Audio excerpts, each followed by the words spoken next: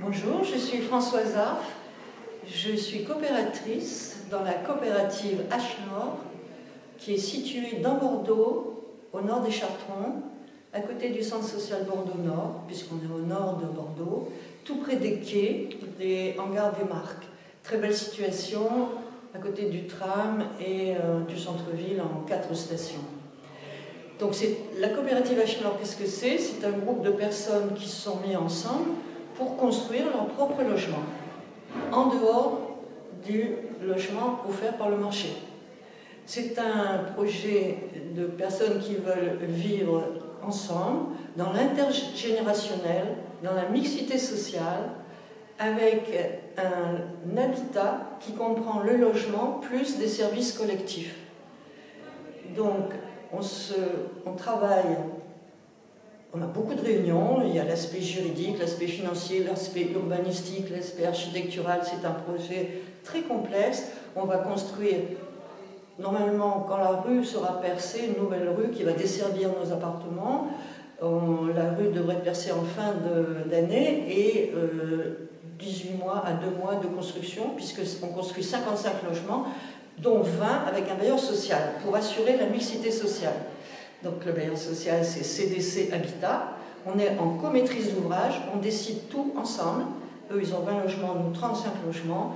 Les logements seront identiques pour les uns et pour les autres, mais ça permettra l'accès à Bordeaux centre-ville d'une catégorie de la population qui est en général rejetée à la périphérie. Ce qu'on veut, c'est vivre dans la solidarité, dans l'intergénérationnel, je l'ai dit, et avec des services qui seront mutualisés, comme des buanderies communes, des chambres d'amis communes pour que les gens n'aient pas à louer un appartement qui soit trop grand pour héberger la famille 2 fois par an. On a un espace bien-être.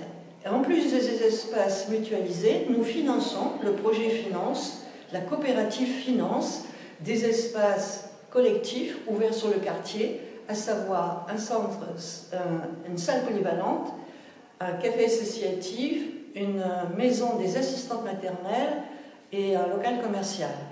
Donc c'est un habitat complet, c'est un logement augmenté de tous ces espaces-là. J'ai oublié, le terrain fait 3000 m², on a réussi à sauvegarder 650 m² de jardin, on a des toitures végétalisées et une toiture au 4e étage qui est de l'agriculture urbaine avec des jardinières.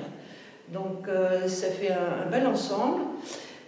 Donc le problème c'est de l'autofinancement, c'est de l'autogestion, c'est beaucoup de responsabilités, beaucoup de temps partagé et on apprend à se connaître et on est actuellement 15 coopérateurs, on attend encore donc une vingtaine de coopérateurs. Il est temps de venir pour continuer à participer aux échanges et aux décisions pour concrètement décider de ce qu'on va faire.